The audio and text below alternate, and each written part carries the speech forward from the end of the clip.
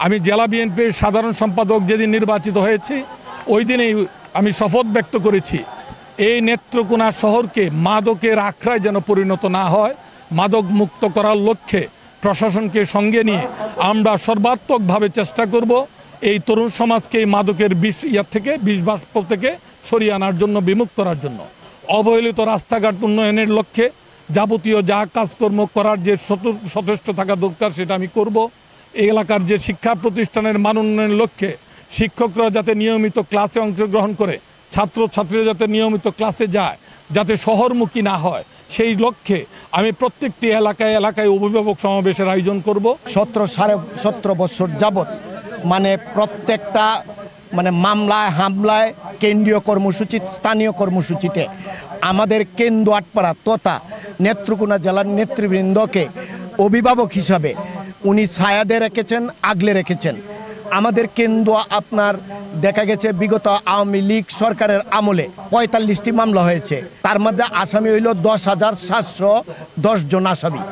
এই লোকগুলিকে হাইকোর্টে হাজিরা দেওয়া, আপনার পরবর্তীতে জজ কোর্টে হাজিরা দেওয়া এবং সার্বিক খোঁজখবর রাখা, হামলা মামলা এবং দেখা গেছে যে অনেক গুরুতর আহত হওয়ার পর আমাদের নেতৃবৃন্দকে আর্থিক সহযোগিতা করা, পাশে থাকা, এটা একমাত্র আলহাজ ডক্টর রফিকুল ইসলাম হিলালি মহোদয়ের দ্বারাই সম্ভব হয়েছে।